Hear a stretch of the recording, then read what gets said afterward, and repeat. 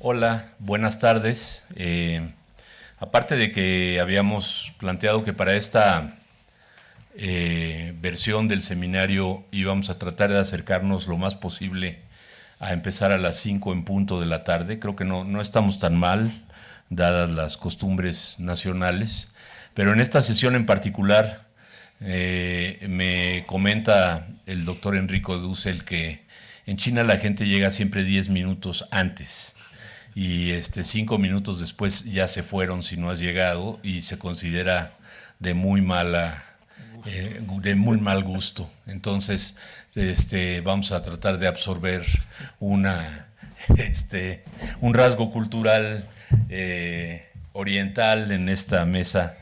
Déjenme hacer esto lo más breve posible para dedicarle el tiempo realmente al tema que queremos revisar el día de hoy, que es el sistema de educación superior, la educación superior en China. Realmente tenemos un invitado de súper lujo. El doctor Enrique Dussel es muy conocido como uno de los especialistas más importantes en el estudio de las relaciones América Latina y China, México-China, fundamentalmente en el ámbito económico, pero no exclusivamente, dada la experiencia larga de conocimiento e intercambio con este país. Él es licenciado y maestro de la Facultad de Ciencias Políticas de la Universidad Libre de Berlín y doctor en Economía por la Universidad de Notre Dame en 1996. Desde 1993 es profesor de tiempo completo en la División de Estudios de Posgrado de la Facultad de Economía de la UNAM, nivel 3 del SNI. Ha impartido un montonal de cursos de docencia en licenciatura, maestría y doctorado, no solo en la UNAM y en instituciones del país, sino también en otras instituciones internacionales.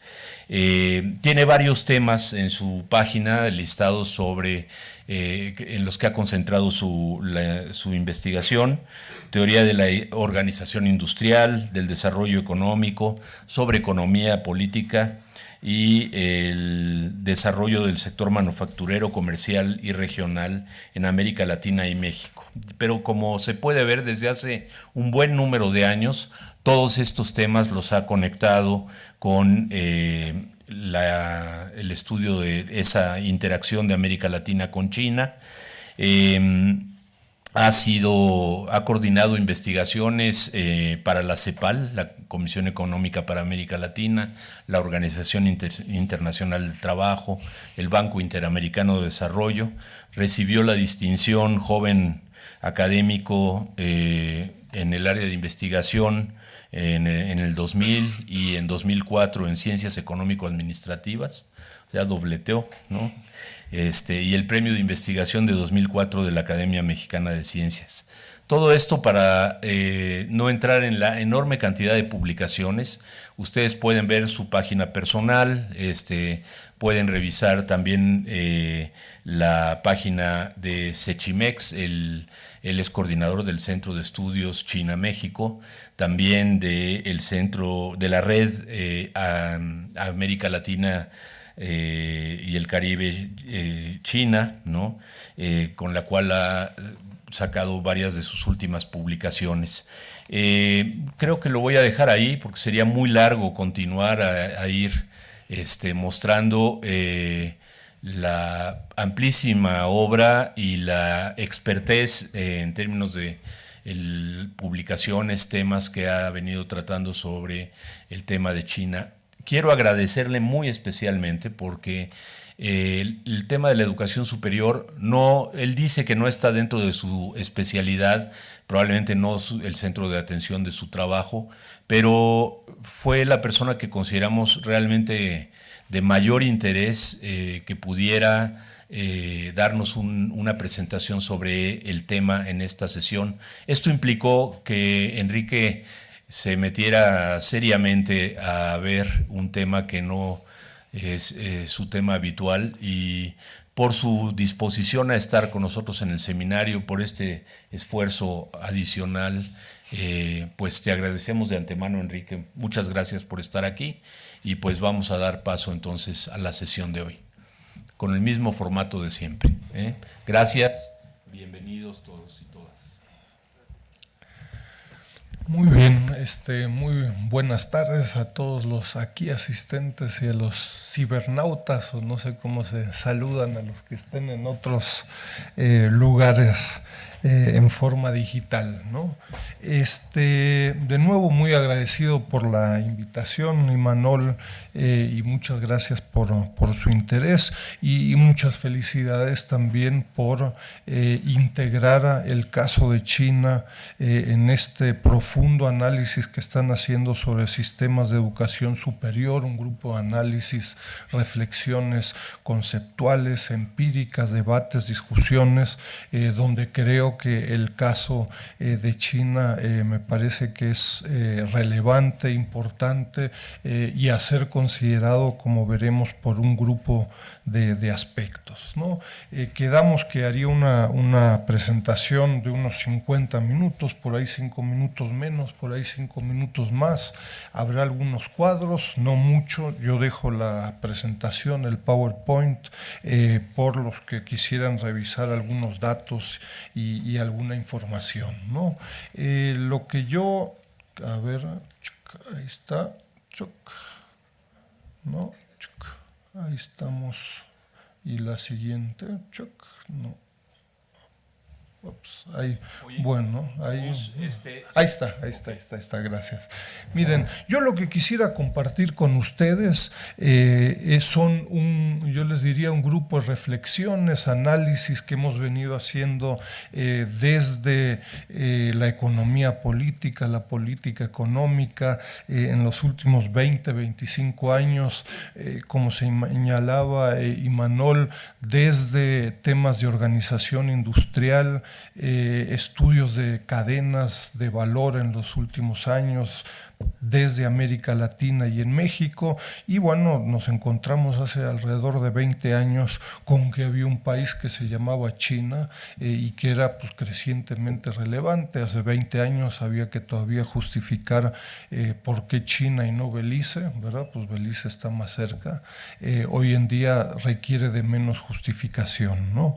Y entonces me quisiera compartir con ustedes algunos temas breves para vamos a llegar, les aseguro, al tema del sistema educativo superior en China, el contexto del desarrollo y, como dicen los chinos, las características chinas de China, ¿no? Me parece que es de la mayor relevancia. Para ir más allá, de nuevo, habrá algunos cuadros para ver algunas tendencias, algunas estructuras cualitativas y cuantitativas, pero donde desde mi humilde perspectiva es muy importante comprender este contexto socioeconómico de China, la toma de decisiones y un par de conceptos que quisiera compartir con ustedes antes de entrar de lleno al tema del sistema educativo superior. Contexto: China, como todos sabemos, está creciendo, ¿no? No me digas, ¿no? China está cerrando brechas en términos del Producto Interno Bruto per cápita con países como México, ¿no? Según el Banco Mundial, en fin, las diferencias son cada vez menores entre México y China.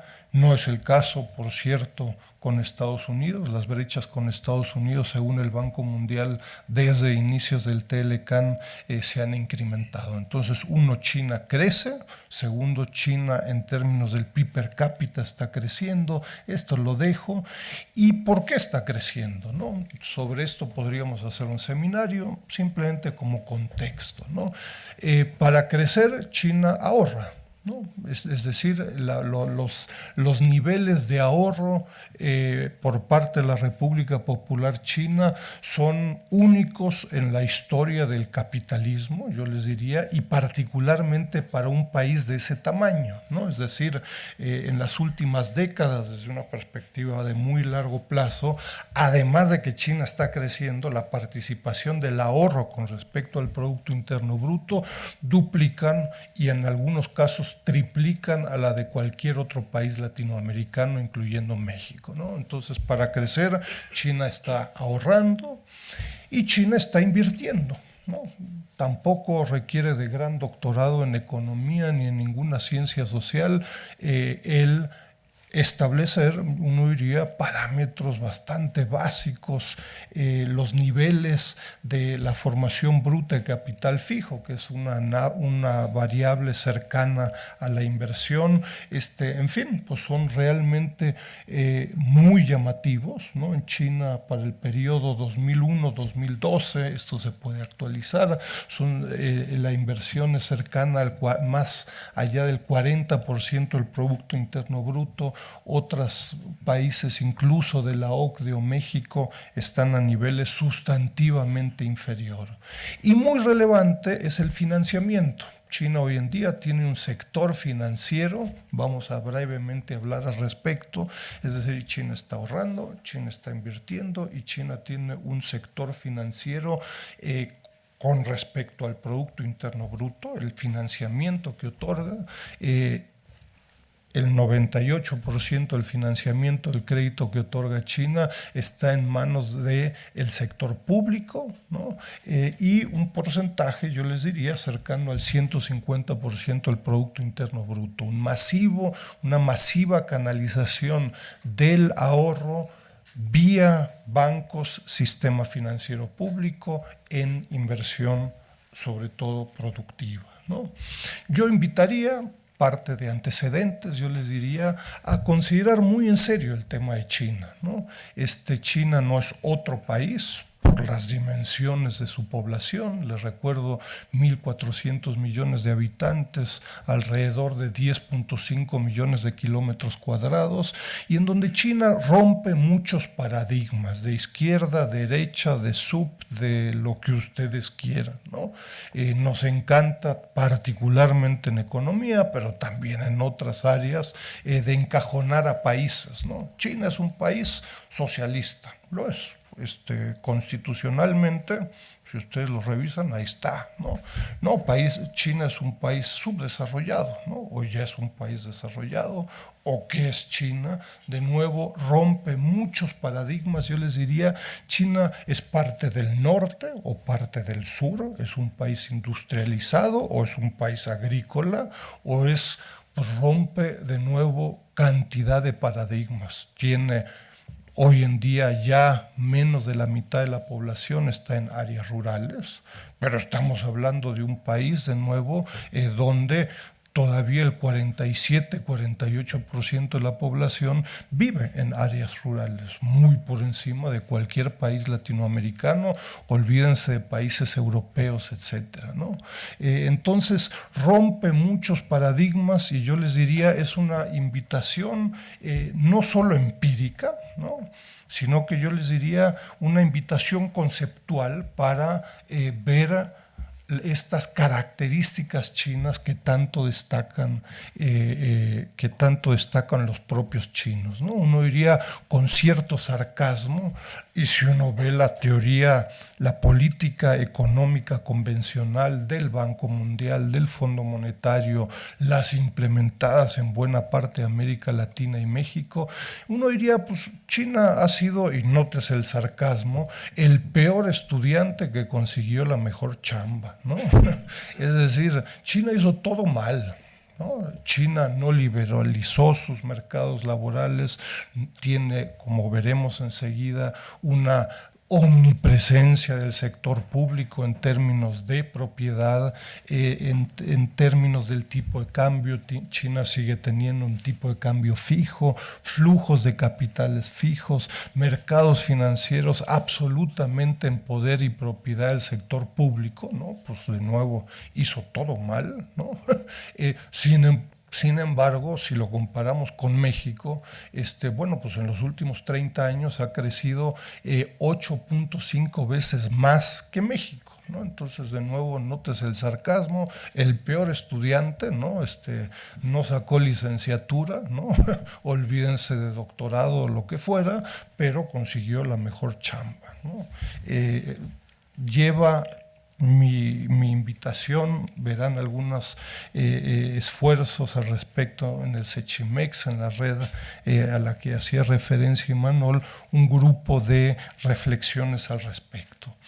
¿Cómo entender? Entonces yo les diría a China, y estamos todavía en la parte de antecedentes, ¿cómo entender? Yo les diría a China, y es relevante para la educación superior, cómo entender estos resultados, y estoy tratando de hacer acá un breve resumen de lo cual se podría, y estamos haciendo seminarios, ¿no? Pero yo les diría desde una perspectiva latinoamericana, socioeconómica, ¿qué temas llaman la atención en el 2017, ¿no?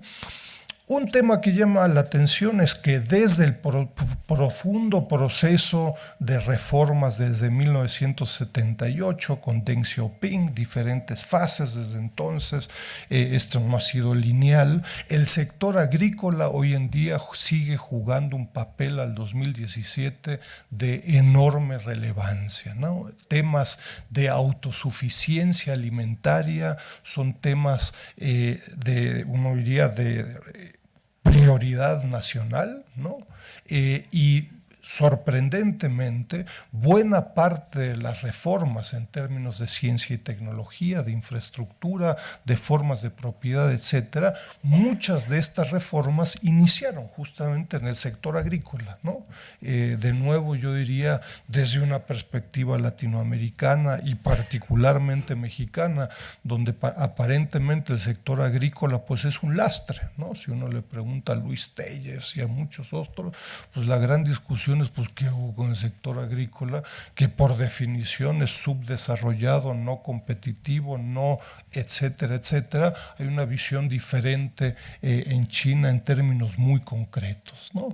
El proceso de reformas desde los finales de los 70 y al día de hoy está claramente influenciado por un proceso de industrialización, es decir, se busca un proceso de creciente industrialización con base en las empresas estatales, propiedad del Estado, ¿no? Entonces, la industrialización, detrás de esto podríamos hacer solo sobre ese punto un seminario, ¿no? Es decir, cómo, en qué sectores, con qué diferencias, con qué programas, con qué instrumentos, en qué cadenas de valor, etcétera, ¿no?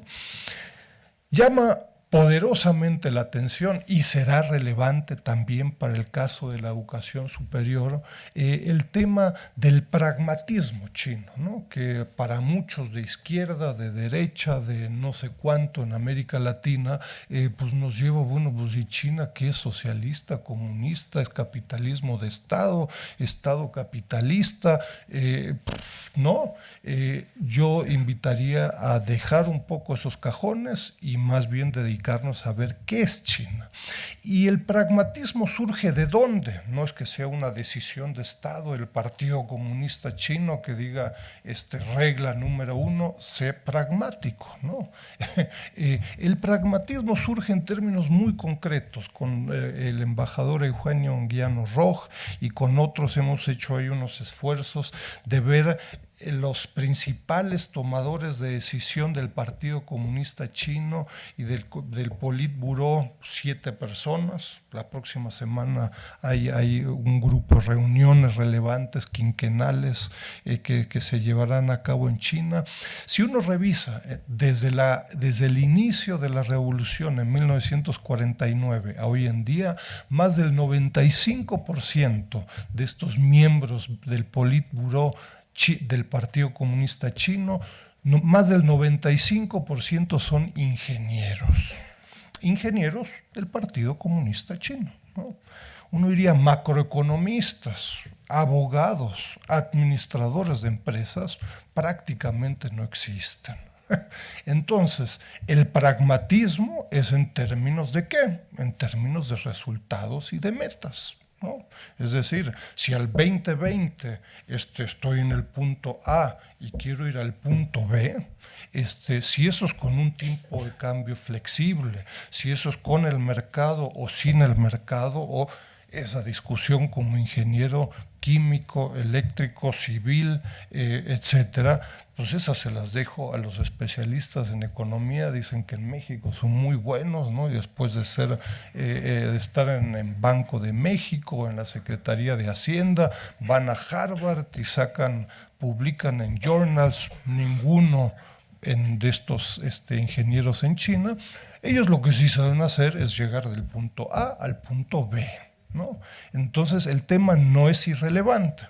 Incluso yo les diría en diálogos con contrapartes latinoamericanas, élites latinoamericanas altamente influenciadas por macroeconomistas, no ingenieros. Entonces el diálogo ahí se vuelve muy, muy complejo y muy tenso, ¿no? Porque las contrapartes latinoamericanas, pues hola, ¿qué tal? ¿Cómo me llamo? Soy Manuel, soy Enrique. Oye, pues vamos, lo más íntimo pues es firmar un TLC, ¿no?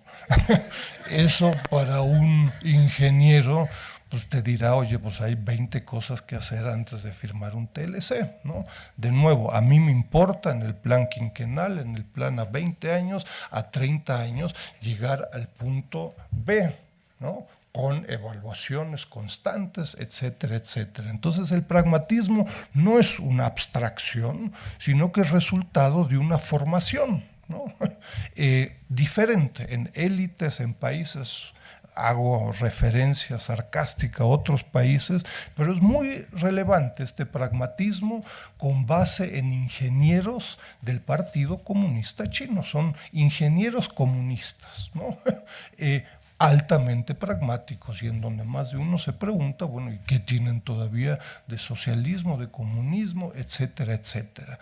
Pero pongámonos, yo les diría, o los invitaría, en los zapatos y en los pantalones de estos ingenieros, ¿no? Donde relevante es incrementar el nivel de vida y lograr un grupo de metas y objetivos que se plantearon en el partido, ¿no?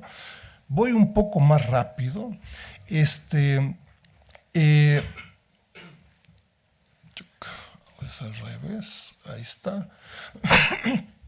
3 o 4 puntos adicionales yo les diría para comprender en términos cualitativos algunos de estos resultados y que me parece que son relevantes para la comprensión también del sistema educativo superior, algunas tendencias y situaciones en las que se encuentran, ¿no? Un tema probablemente cultural, pero también vinculado con la formación de la élite del Partido Comunista Chino, es la enorme importancia que tiene la ciencia y tecnología y la educación, ¿no? Y esto se podría hacer. Flora Botton, por ejemplo, el Colegio de México, ha trabajado con bastante detalle al respecto, no solo de 1949 a la actualidad, sino yo les diría esfuerzos que históricamente comunidades realizan para que en forma conjunta, ¿no? Comunidades que pueden ser familias, pueblos, etcétera, donde se hacen esfuerzos comunitarios para que tú, por la razón que fuera, pues porque tiene un IQ más alto o porque en la aldea, en el pueblo o en la familia se decidiera en forma medianamente democrática o como ustedes quieren, esfuerzos comunitarios, esfuerzos familiares para lograr un proceso de selección en donde individuos reciben una educación superior, usualmente históricamente en la ciudad de Pekín, y ellos contribuyen también dinámicamente a su respectiva sociedad. Me parece que no es del todo irrelevante. Dos temas adicionales, yo les diría, llaman la atención desde una perspectiva latinoamericana, un enorme esfuerzo por parte del sector público, volveré al sector público en un momento, un enorme esfuerzo por parte del sector público de plantear estrategias nacionales, y yo destacaría hasta nacionalistas, en el corto, mediano y largo plazo, ¿no? Es decir, cuando ustedes revisan las más recientes programas, instrumentos, por ejemplo, de ciencia y tecnología, de innovación, con espectaculares financiamientos, siempre la postura de estos pragmáticos comunistas es el desarrollo ¿de qué? No de las empresas y de los individuos establecidos en China, sino que de los chinos, ¿no? Debates en la Organización Mundial del Comercio, con la Volkswagen, con la Ford, con Bimbo y con muchos otros, que se preguntan, oye, ¿y yo qué? Y la contraparte china te dirá, pues tú qué, de qué, qué parte no entendiste. A mí lo que me interesa y lo que me importa es un proceso de escalamiento de empresas chinas. Y si tú eres una empresa alemana, mexicana, brasileña o japonesa, recibirás incentivos, apoyos en tus respectivos países. No me pidas que yo, China, apoye a la Bimbo, ¿no? Pongo el caso de Bimbo. Bimbo tiene una planta ahí a las afueras de Pekín. Entonces, una visión que contrasta, yo les diría, sobre todo con una perspectiva latinoamericana, porque claro, una perspectiva de desarrollo con ese énfasis, digo, cualquiera diría, oye, pues eso va en contra de la Organización Mundial del Comercio y en contra de TLCs y en contra de muchas otras cosas.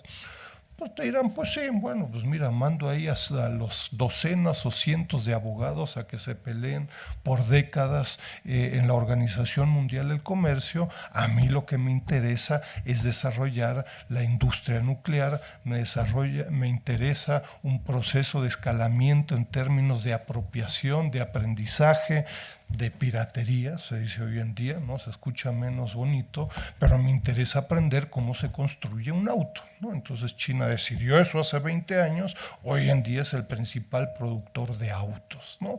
¿Cómo? Pues desarrollando la industria, sus ingenieros. Vamos en un momento, vamos a llegar al tema de la educación superior, pero me parece que este contexto es relevante. Penúltimo tema, y en el que hemos venido trabajando en los últimos años, resultado de nuevo de debates, discusiones, etcétera. Yo les diría, este concepto como una provocación, pero como una invitación a profundizarlo. El concepto de la omnipresencia del sector público en China, ¿no? Ojo, no hablo ni de capitalismo, de Estado, ni del Estado, sino que del concepto de sector público. Y yo les diría, es una institución que en América Latina tal vez existió en algún momento, hoy en día no la conozco, ¿no? El sector público en China es la suma del gobierno central, de las ciudades, de las provincias y de municipios, que buscan mantener cierta coherencia con incentivos, políticas, instrumentos, políticas de largo plazo, pero que compiten entre sí, ¿no? Veremos el tema en un momento para el tema de la educación superior. Es un tema, yo los invito a considerar muy seriamente. Si no entendemos al sector público hoy en día en China, no vamos a entender a China y no saldremos del wow, ¿no? Wow, qué coherentes estos chinos, ¿no? Y wow, cómo le hacen. Y no, pues es así el síndrome de Marco Polo, que iba a llegar a conquistar a China y regresó conquistado por China, ¿no? Entonces, un sector público hay un grupo de publicaciones y se meten a mi portal dusselpeters.com, donde esto se trata de discutir con diferentes teorías, estadísticamente, etcétera, pero donde un grupo, la OCDE, plantea que el sector público, como la suma de estas 4 instituciones, tiene la propiedad del 50% del Producto Interno Bruto en los 2000, ¿no? 50%, propiedad. No es influencias, impactos directos o indirectos. Sobre el otro 50% tiene influencias muy significativas. ¿Qué significa esto en términos concretos? Verán en algunas de las publicaciones estudios sobre el sector financiero, sobre el sector bancario, sobre hilo textil, confección. Yo personalmente he trabajado más sobre la cadena autopartes automotriz, ¿no? Esto significa que China hoy en día, de nuevo resultado de 2 décadas de políticas, instrumentos liderados por no economistas ni macroeconomistas, sino que por ingenieros, hace 20 años plantearon la cadena autopartes automotriz es significativa y China tiene que producir autos con tecnologías, con marcas propias made in China. Hoy en día China produce 27 millones de autos todos los años. Es un drama para algunos medioambiental, etcétera, ¿no? Pues donde ponemos 27 millones de autos, ¿no? Pero es otra discusión. China tiene hoy en día la capacidad productiva y tecnológica. 60% de estos autos se producen por la Mercedes-Benz, por la Ford, por Toyota y empresas transnacionales. 40% por marcas made in China, ¿no? Ahí tenemos SAIC, BAIC, Geely, Chery, Great Wall, docenas de empresas, 160 empresas de marcas chinas, ¿no? ¿Quiénes son los propietarios de este 40%? ¿No? El principal productor de autos en China se llama SAIC, ¿no? Uno lo encuentra ahí en listados, etcétera. ¿Qué significa SAIC? SAIC significa Shanghai Automotive Industrial Corporation, propietario único de la ciudad de Shanghai. ¿Quién es el segundo propietario, el segundo productor de autos, que produce más autos que todo México junto? Se llama BAIC, Beijing Automotive Industrial Corporation, propietario único de la ciudad de Pekín, ¿no? BAIC está justamente, se acaba de instalar en México y está acá en Grupo Picacho buscando distribuir autos, ¿no? Entonces uno se encuentra que este concepto del sector público en sectores específicos juega un enorme papel. Y como lo veremos en un momento, se plasmará también en términos del sistema educativo en general y superior, ¿no? ¿Por qué? Recuerdo hace 4 o 5 años tuvimos acá en Los Viveros Altos un taller con el exsecretario de Ciencia y Tecnología de la Ciudad de México y con algunos colegas de la UNAM, e invitamos a las contrapartes de la Ciudad de Pekín, ¿no? Hablamos sobre estrategias, instrumentos, coincidencias, etcétera, ¿no? Al final alguien pregunta, bueno, ¿y cuál es su presupuesto? ¿No? Claro, el presupuesto de la ciudad de Pekín sobre ciencia y tecnología era 10 veces superior al de la Ciudad de México. Pues bueno, ahí ya vemos algunas diferencias. Ojo, eso no incluye a las 30,000 empresas que son propiedad de la ciudad de Pekín, ¿no?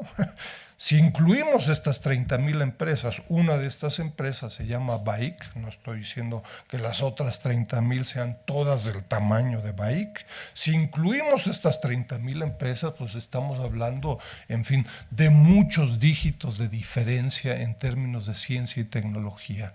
Todo esto es, me parece a mí, de la mayor relevancia para comprender, en fin, el desarrollo socioeconómico de China, para comprender temas como política industrial, de ciencia y tecnología, y para comprender el tema de la educación en general y superior de China, ¿no? Es decir, repito, tenemos un sector público con una le digo acá provocadoramente, omnipresencia, 50% del Producto Interno Bruto es propiedad del sector público que compite entre sí, ¿no? Es decir, las provincias, no, las ciudades de Pekín y de Shanghái compiten durísimo. Y eso se va a reflejar también en el sistema educativo chino, que son parte del sector público, pero se sacan los ojos, ¿no? Es decir, ¿por qué todos los taxis de la ciudad de Pekín vienen de bike? Pues te dirá el alcalde de la ciudad de Pekín, pues ni modo que sean de SAIC. Oye, pero fíjate que en Puebla los producimos 3% más barato y son más eficientes y más competitivos. A ver, ¿qué parte no entendiste? Yo con mis 30,000 empresas genero valor agregado, genero tecnología, genero estudiantes, genero ingenieros, genero gente que estoy integrando en términos de un proceso de aprendizaje en el corto, mediano y largo plazo. Y aunque salga 5, 10, 20 o 30% más barato, no me es relevante, ¿no? Toda esta visión, yo les diría, es fundamental para un grupo de discusiones que hoy en día están muy de moda, si China hace o no comercio desleal, por ejemplo. Pues la pregunta, el alcalde de Pekín y el sector público te dirá, pues no entiendo la pregunta, pues desleal. Pues a ver, ¿cómo qué es desleal? Como que no dejo que SAIC o la Volkswagen de Puebla entre con los taxistas o entre a vender autos en Pekín. Si eso es desleal, pues sí, es desleal, es efectivamente, ¿no? Pero esto es íntegramente parte de un proceso de desarrollo, de escalamiento, donde yo aprendo de la Volkswagen, de la Ford y de muchos otros, y cuando ya aprendí, pues muchas gracias, ¿no? Y dirá la Volkswagen, muchas gracias, ¿qué? No, pues ya aprendí, pues traen nuevas tecnologías, porque de otra forma, pues no hay mucho que aprender. Entonces, repito, este concepto del sector público, también para la educación, es decir, está vinculada la educación y la educación superior en China. Ojo, y la educación superior, veremos en un momento, dividida, donde hay educación superior vinculada al gobierno central, a ciudades, a provincias y a municipios, con, en algunos casos, proyectos comunes que compiten entre sí, ¿no? Es decir, uno se encuentra hoy en día en la Universidad de Tongji, me acuerdo, estuve hace 4 o 5 años a las salidas de Shanghái. La Universidad de Tongji es una de las universidades que dependen de ciudades, de la ciudad de Shanghái, ¿no? Tiene 60,000 ingenieros a disposición de la industria automotriz transnacional. Ojo, aprendiendo, por no decir pirateando, masivamente, ¿no? Y enfrente están están SAIC, autoparteros, ofreciendo servicios, y si ofreces lo mismo que hace 10 años, ten la certeza que después de 2 o 3 años vas a tener enfrente una empresa china ofreciendo lo mismo, no más que más barato, y en 5 años mejorado, ¿no? Entonces, tengamos capacidad no de un gobierno central autoritario en donde impone el dedazo y dice hágase un auto, y en América Latina tenemos experiencias cientos de dedazos y donde se produce un Frankenstein de 7 llantas y después nadie lo quiere, y después de 20 años uno dice, oye, esto ya nos costó quién sabe cuántos dígitos, ¿para qué sirve? Y llega el nuevo y dice, no, todo esto no es competitivo, lo tiramos a la basura, etcétera. No es ese cajón, ¿no? Sino que es un sector público, repito, con una presencia enorme a través de financiamiento, pero que compite con otras, ¿no? Y ojo, no caigamos en romanticismos, ¿no? Es decir, un proceso competitivo donde todos se quieren, donde todo es armónico y todos son amigos, no.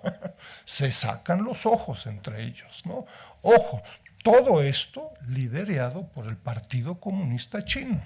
En las universidades está el rector y al lado está la oficina, probablemente más discreta, pero del líder del Partido Comunista Chino, ¿no? Entonces, el Partido Comunista está íntegramente vinculado con esta estructura del sector público y, ojo, donde el alcalde de la ciudad de Pekín tiene enormes incentivos a destacar con respecto a otras ciudades y otras provincias.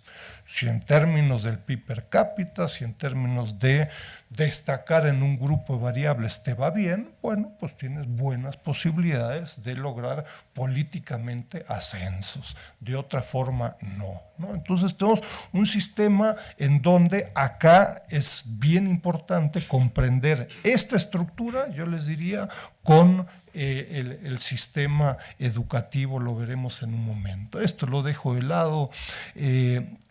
De nuevo, China no es un cuento color rosa, ¿no? Digo, retos, hay una cantidad, retos ambientales, retos sociales, procesos de polarización, temas internacionales, tensiones muy fuertes con Japón, con Vietnam, ni hablar con Estados Unidos, etcétera. No caigamos en la ley del péndulo, ¿no? De que pasa en izquierdas y en derechas, ¿no? Pues como a China le está yendo bien, pues vamos todos a seguir los pasos de China, ¿no? Algunas referencias sobre el tema de educación superior en China, en fin, nuestra querida pobre UNESCO, ¿no? Ha trabajado con un grupo de análisis puntuales. Yo les dejo acá esto para los que les interese. En la propia red académica de América Latina y el Caribe sobre China encontrarán un grupo de estudios, además estudios algunos empíricos, muy concretos, comparaciones entre universidades, entre la UNAM y la Universidad de Pekín, entre otros, que llaman la atención, ¿no? En términos, yo les diría, cualitativos, antes de entrar con algunos gráficos, algunos números, tendencias, etcétera, ¿no? Según la OCDE, en el 2017, la educación superior china tiene ya niveles semejantes a los de la OCDE, ¿no? Es decir, las cohortes que estudian en la educación superior son ya, las participaciones son semejantes a los de la OCDE. De nuevo, al igual que la agricultura, el tema de la educación es un tema fundamental y crítico para este sector público. Veremos un par de aspectos en un momento. Hay una cantidad, si les leería los programas, la importancia en planes quinquenales, nacionales, por ciudades, etcétera, pues pierdo acá los 50 minutos y nadie entendió nada, ¿no? Hay una obligatoriedad de escuelas, en fin, ahí se pueden hacer comparaciones. Claramente la principal institución del sector público y del gobierno central es el Ministerio de Educación.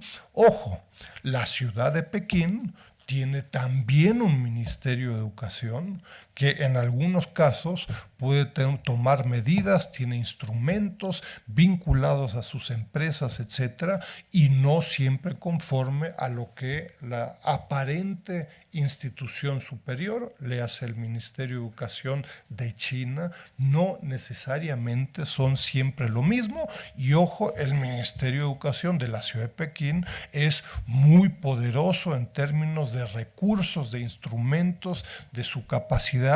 Y ojo, y hay uno de Shanghái, y hay docenas, hay un rompecabezas, uno diría, en muchos casos realmente complejo de descifrar. Hay algunos, yo quisiera llamarles la atención sobre dos programas, ¿no? Este proyecto 211 y el proyecto 985, que son dos recientes programas a nivel nacional que permiten comprender cuáles son son las recientes estrategias del gobierno central. Si nos ponemos acá a describir las iniciativas de ciudades, de provincias, de zonas especiales, de nuevo nos la pasamos acá escribiendo muchas cosas.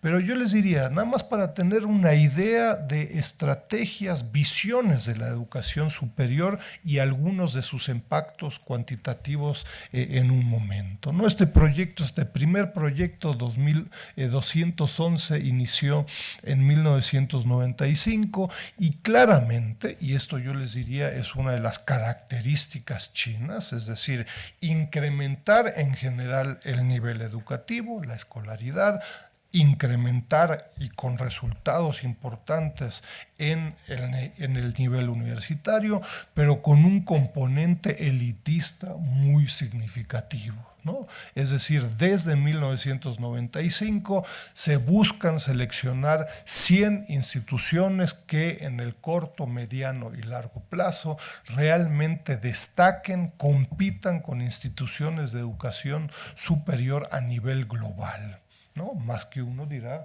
oye, y si yo no estoy en esas 100, pues ¿qué hago? ¿No?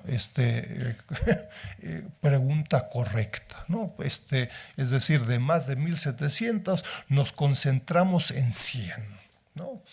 No significa que al resto no le voy a dar nada, pero me voy a concentrar en esas 100 instituciones, y como plantean los chinos siempre en forma muy diplomática, hay que rascarle un poco en áreas claves de conocimiento. Lo veremos en un momento. No es la filosofía, no es la historia, no es la economía, sino que son ingenierías. Sorpresas para el que no ha revisado mucho. Veremos enseguida especializaciones, etcétera, ¿no? Es decir, de nuevo, sobre cada uno de estos rubros hay documentos especializados, pero estos programas se dividen en 600 especializaciones, diferentes tipos de especializaciones en humanidades, en ingenierías, etcétera, etcétera. Y yo les diría, con recursos anuales significativos, es decir, más de $2,000 millones anuales, específica y exclusivamente para estas 100 universidades. Entonces, de nuevo, el proceso de competencia entre estas universidades y dentro del sector público, porque estamos hablando de instituciones que dependen del gobierno central, pero hay otras que dependen de ciudades, de municipios y de provincias, el proceso de competencia es brutal, ¿no? Una de las características no solo del sector productivo chino, sino que también del sector educativo superior, ¿no?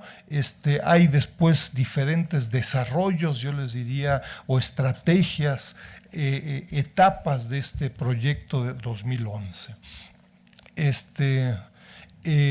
Con respecto al segundo proyecto, que es un par de años posteriores, acá el objetivo de este segundo proyecto, que me parece relevante, es ya destacar un grupo dentro de las 100 universidades inicialmente seleccionadas. Dentro de ese grupo, destacar un grupo de menos de 10 universidades. Inicialmente empezaron con 2 universidades, las 2 de la ciudad de Pekín, y esto después se democratizó un poco, y de las más de 2,000 universidades quedaron 7. ¿No? Es decir, hay un universo de universidades, se seleccionan 100 y de estas queda después un grupo, uno diría, hiperfinanciado por estos instrumentos, ¿no? Hay etapas de nuevo con ampliaciones en algunos lugares. Claramente, de nuevo, la ingeniería, la investigación en medicina, ingeniería, biología, medicina son los temas más relevantes. Y en 2017, hace apenas un mes, se buscó conjuntar, uno diría, estos dos esfuerzos de este proyecto 211 y 985 con un título que ni me atreví a traducir, ¿no? En donde al final quedan 42 universidades que son las consideradas las que van a ser financiadas masivamente por el gobierno central y otras 95 de segundo nivel, con las cuales las otras 2.000 universidades pues quedan relegadas a un enésimo nivel, ¿no? Todo esto, ¿qué significa? ¿No? Pues uno diría, no, hombre, pues de programas, instrumentos, visiones, Plan Nacional de Desarrollo, pues nos echamos tacos de lenguas acá, pues muchos, pues quién se acuerda lo que dicen el Plan Nacional de Desarrollo 2013-2018, pues estamos más bien en la tesitura del nuevo programa, ¿no? Pues ya el viejo, pues ya a quién le importa, a los ingenieros sí les importa, ¿no? Entonces, yo les diría temas que llaman la atención. Yo les diría personalmente, desde una perspectiva latinoamericana, un par de cuadros y un par al final de impresiones, y con eso termino, ¿no? Si tienes más, sigue. No, pues los duermo a todos, no viene el caso. Ve cómo está. Entonces, primer tema, más allá de programas, instrumentos, financiamiento, yo les diría un esfuerzo en algunos casos donde tenía sentido incluir a México como punto de referencia, podría haber incluido Estados Unidos o a cualquier otro, ¿no? Entonces, un enorme esfuerzo por China, ojo, no solo desde esto, la fuente de esto es World Development Indicators del Banco Mundial, esto se puede bajar 24 horas, ¿no? Entonces yo les diría, por un lado, un enorme esfuerzo por parte del gobierno central y del sector público en ciencia y tecnología, ¿no? Detrás de esto hay esfuerzos del sector público, ¿no? De nuevo, no es solo el gobierno central, sino que es el sector público en su complejidad. Hoy en día China está gastando alrededor del 2.1% del Producto Interno Bruto comparado con otros países. Un enorme esfuerzo. Detrás de ello hay programas hechos en China 2025 y toda una visión, yo les diría, de política industrial, política educativa, política de financiamiento, política de infraestructura y docenas de políticas en donde, de nuevo, hace 30 años, uno diría, la cadena hilo textil confección era relevante. Hoy en día ya no, eso se lo dejamos a los mexicanos, a los centroamericanos que se peleen por los empleos en la cadena hilo textil confección.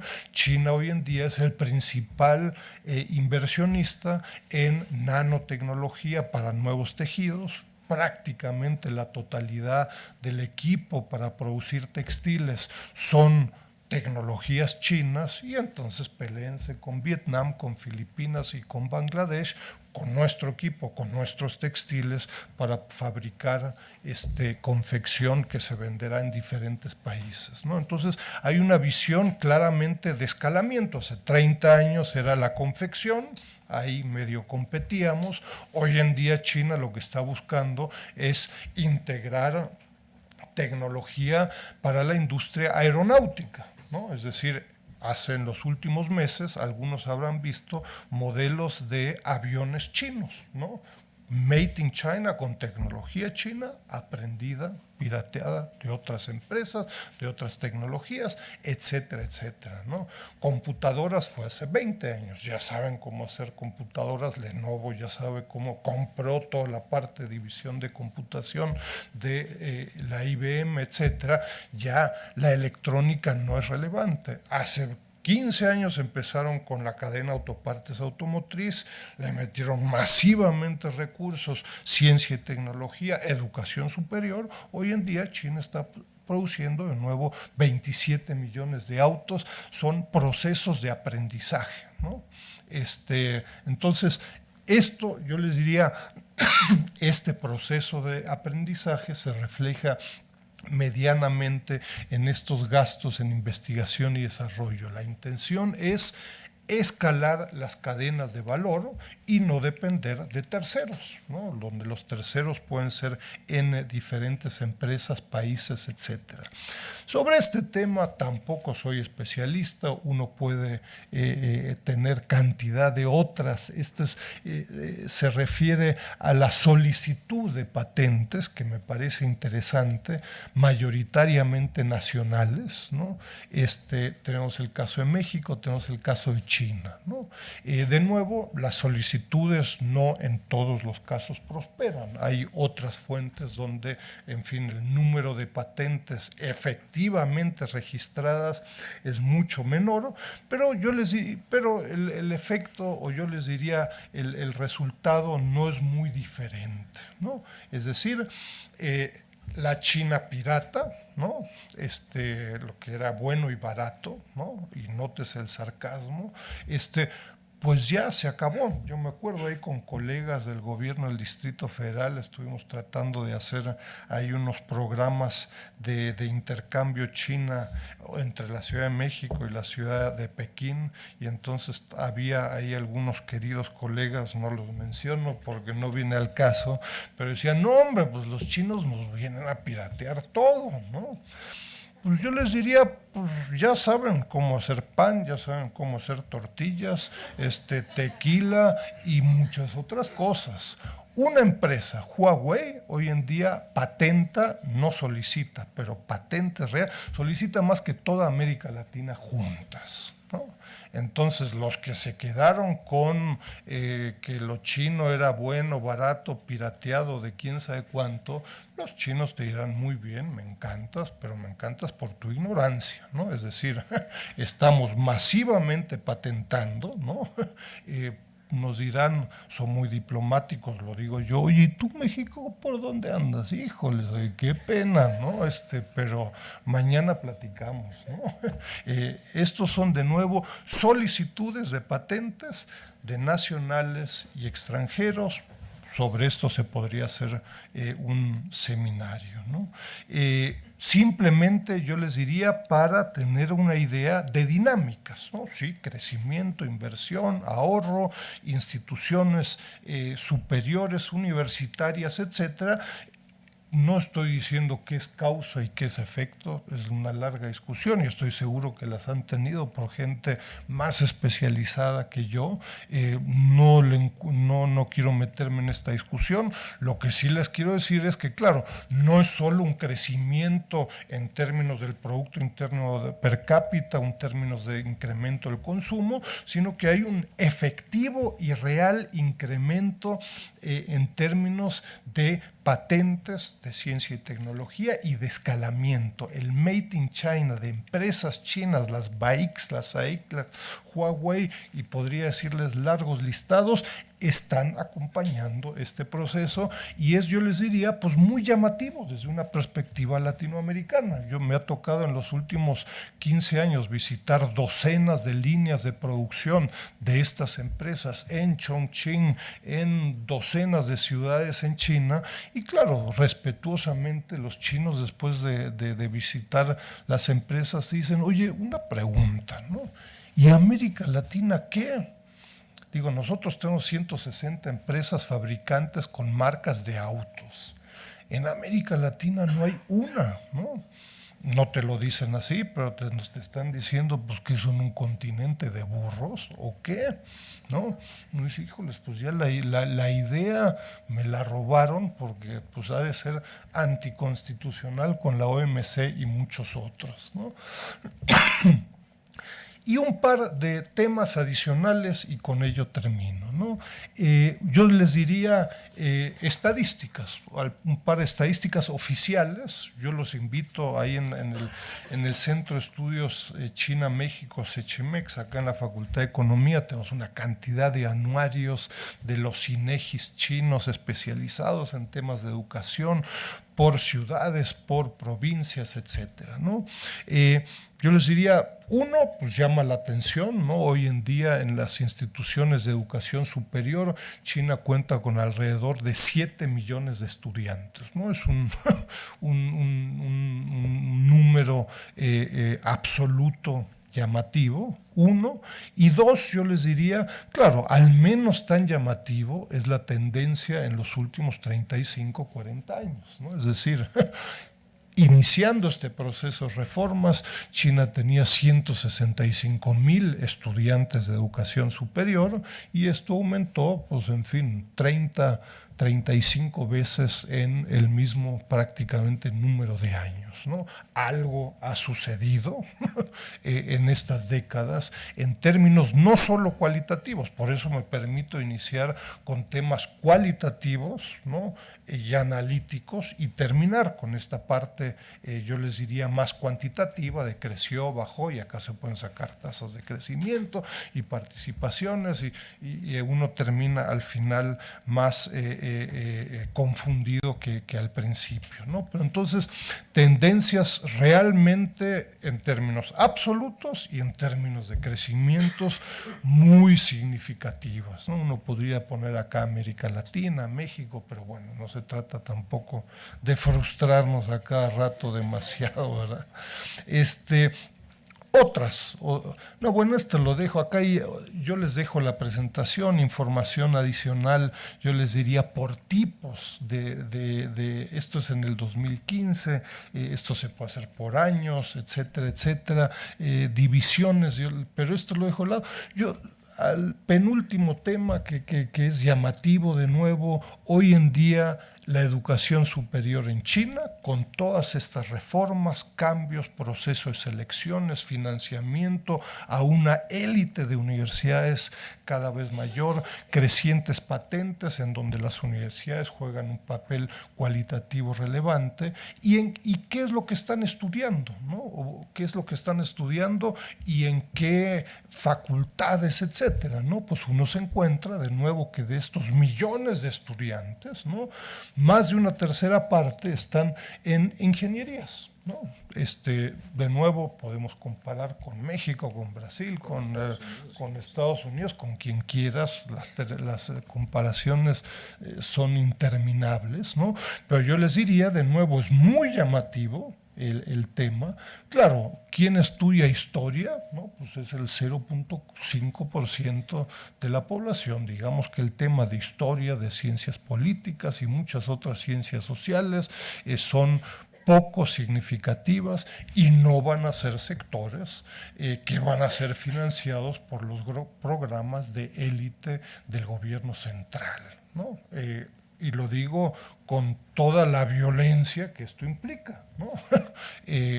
Claro, si uno busca después historiadores, contrapartes en economía con los que uno puede dialogar, pues uno se encuentra con bien poquita gente, ¿no? Ojo en las ingenierías, probablemente con muchos más, ¿no? Entonces, en fin, acá la parte de los propios economistas, abogados y muchos otros, pues yo les diría en términos porcentuales al menos es bastante más escueta. Para terminar, yo les diría algunas impresiones personales. Llevo desde finales de los 90 visitando 2, 3, 4, a veces 5 veces al año China, participando en conferencias, buscando contrapartes para participar en proyectos donde estudiamos de nuevo la cadena de autopartes automotriz en China, idóneo pues es hacerlo con todos los participantes posibles chinos en regiones específicas, etcétera, ¿no? Entonces yo les diría algunas impresiones sin mayores referencias que me generan estas visitas y el estar cotidianamente en contacto con contrapartes chinas, ¿no? Un tema relevante, muy significativo, algunos de ustedes habrán escuchado de este sistema, el Hukou, ¿no? El Hukou es hoy en día en China impera todavía un sistema que uno pudiera decirles un registro de las ciudades y las localidades en donde vives, ¿no? Es decir, tú eres de Zacatecas y en dónde vives, pues en Zacatecas, y el detalle está en que cualquier tipo de servicios ¿Dónde los recibirás? Pues en Zacatecas, ¿no? Y entonces si decides por lo que fuera irte a Monterrey, a Michoacán o a Chiapas, pues no vas a recibir servicios, ¿no? Entonces este hukou en China es uno diría, es un sistema que busca medianamente regular la migración interna en China, pero hay alrededor de 230 millones de trabajadores, imagínense, son 2 Méxicos, ¿no? 230 millones de trabajadores migrantes, ¿no?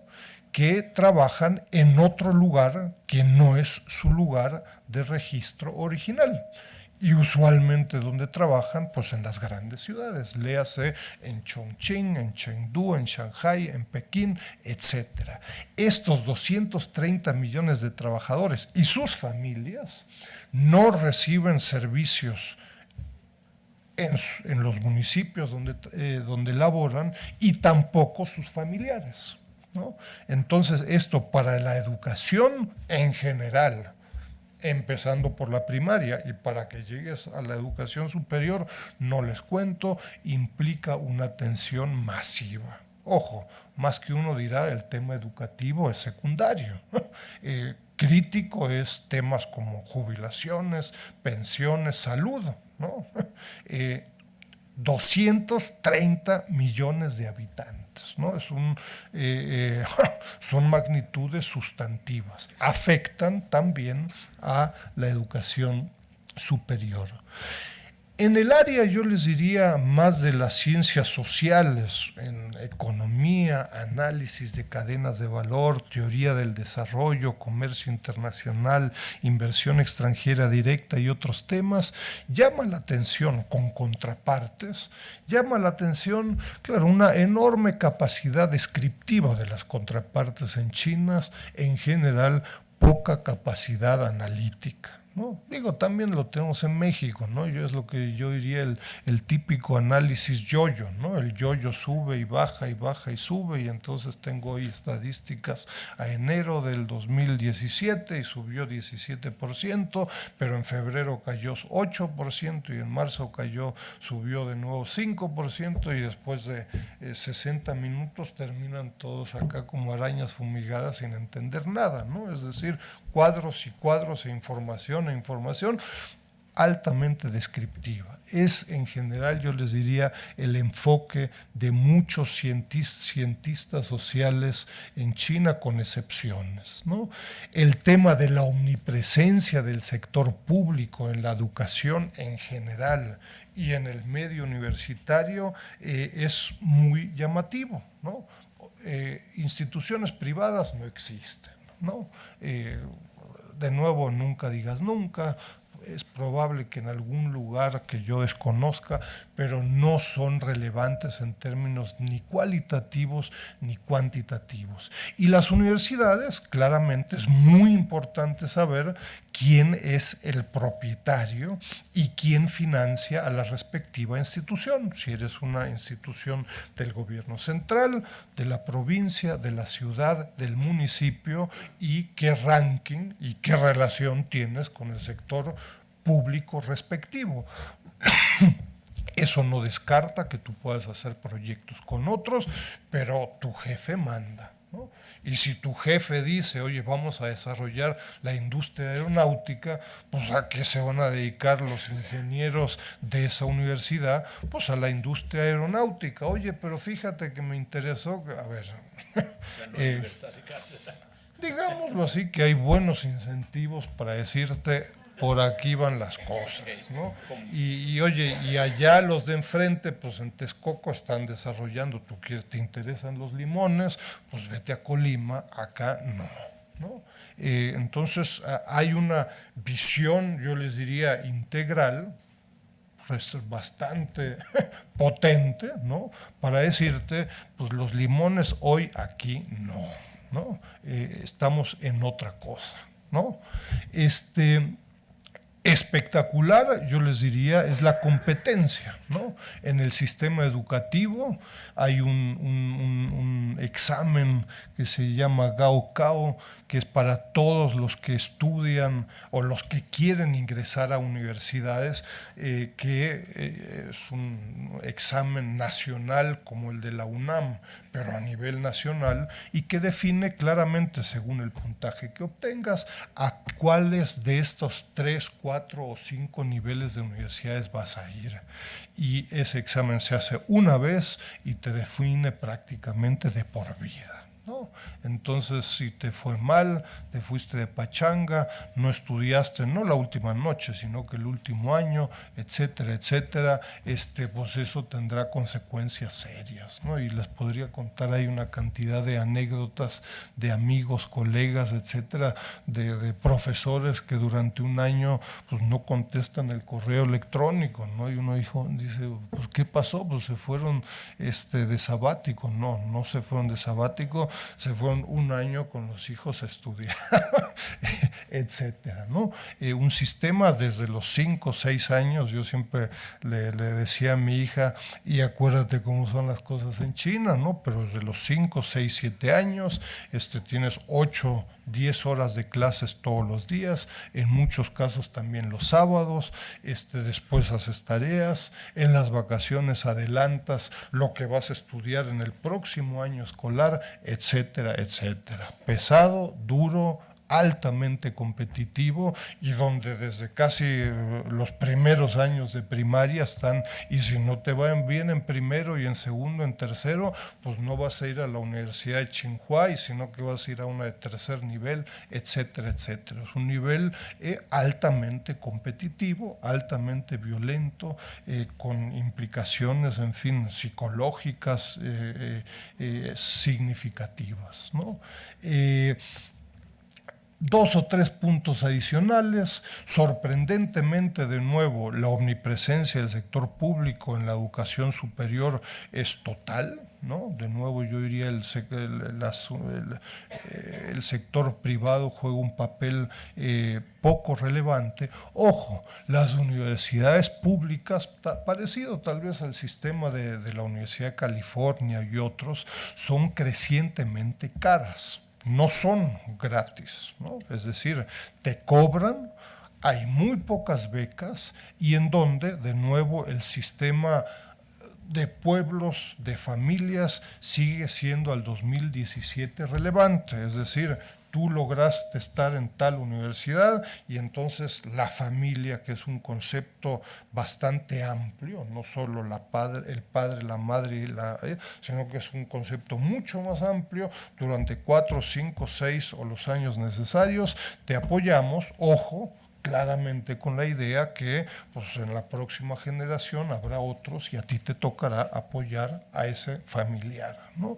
Entonces no son gratuitas de ninguna forma, por el contrario, cuando tenemos crecientemente en la UNAM y en el Sechimex estudiantes que les llama poderosamente la atención, pues llegan a la UNAM al posgrado, en la maestría, doctorado, y dicen, bueno, ¿en cuánto sale? No sale. Ah, mira. Y no solo no sale, sino que te dan una beca. Entonces eso, ahí sí el sospechosismo aumenta al máximo, porque dicen, pues, ¿qué me están pidiendo? ¿Qué? ¿No? A ver, para ser serios, de nuevo, cuesta. La manutención cuesta y es crecientemente caro, ¿no? Entonces es yo les diría, sorprende desde una perspectiva latinoamericana, estando en la UNAM, etcétera, etcétera, ¿no? Penúltimo tema, yo les diría el tema de dificultades. A ver, el sistema educativo universitario en China tiene de nuevo, estas especializaciones en idiomas, en ingenierías, economía, derecho, etcétera, tiene otras en lenguas. Una de las grandes dificultades, yo les diría, de tener un efectivo, real intercambio entre las universidades chinas y las universidades con el resto del mundo, incluyendo las latinoamericanas, es que en China hay millones de personas que se especializan, hacen una licenciatura en inglés, o en español, o en ruso, etcétera. son licenciados en español, ¿no? Claro, después quieren venir a otra, digamos que a la UNAM, a México, a hacer una maestría en sociología, o en economía, o en ingeniería, etcétera, y hablan un perfecto español. Claro, de sociología no saben nada, no han abierto un libro, ¿no? Entonces, las compatibilidades ahí muchas veces son muy complejas. Está muy en boga también en la UNAM, soy muy escéptico al respecto, de lograr certificaciones duales, ¿no? Hacer una maestría de estudios latinoamericanos. Pero tienes estudiantes de estudios latinoamericanos, que puede ser de Argentina o de Chiapas, que han estudiado 5 años de estudios latinoamericanos, mientras que la contraparte habla un perfecto español de Sevilla, ¿no? Pero no ha abierto un libro de estudios latinoamericanos, ¿no? Entonces es bien complejo eso, ¿no? Eso permite, claro, que las contrapartes chinas tengan una cantidad de gente que hablen un fantástico español, pero que integrarse después a una maestría, un doctorado, lo hace muy complejo.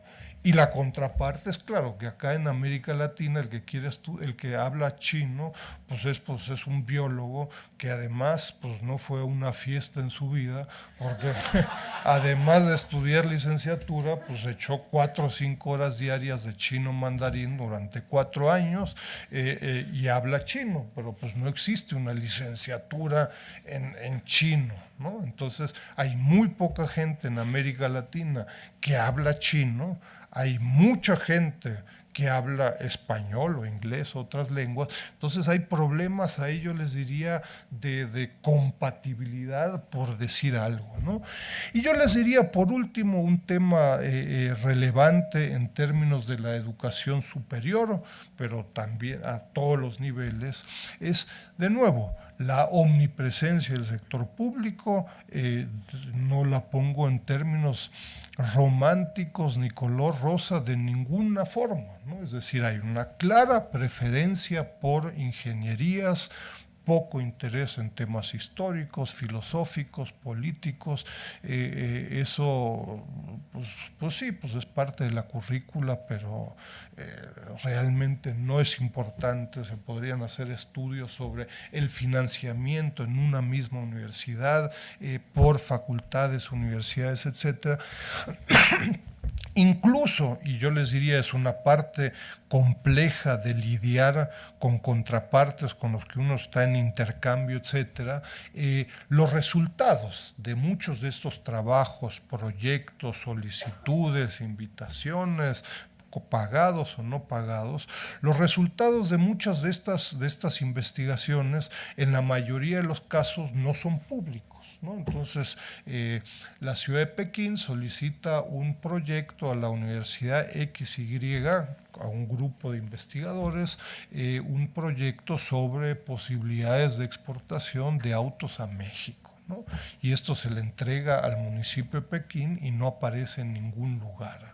Entonces eso, como investigador, concretamente yo, hace muchas veces un diálogo muy complicado, ¿no?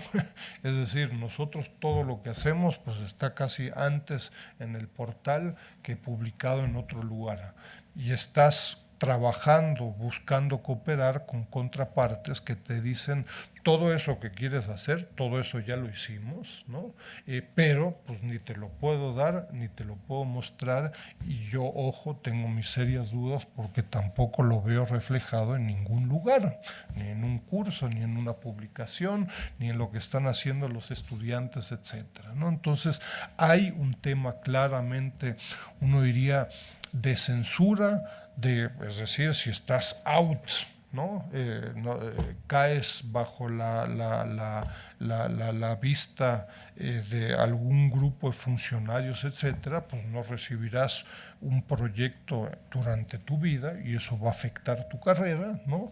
Y hay algo también, yo les diría, de autocensura. No se vayan a enojar y si le comento a este que viene de México y lo comento lo que hicimos y se entera y entonces, etcétera. Mi impresión es que esta discusión de censura, autocensura, es también crecientemente un tema generacional, general. Es decir, las nuevas generaciones tienen mayores grados de reflexión, de hacer pública su opinión y el trabajo de sus investigaciones, ¿no?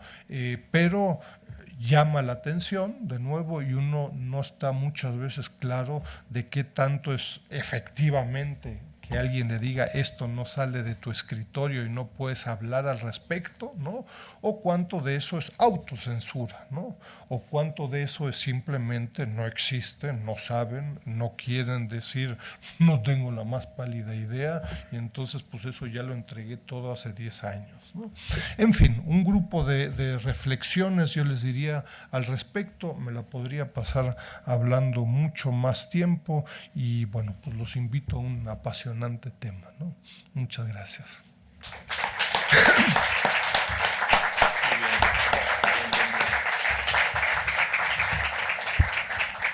Bueno, entonces, como siempre, vamos a hacer un breve corte, 10 minutos máximo, regresamos para preguntas, vayan preparando. ¿Qué sedes tenemos, Dora?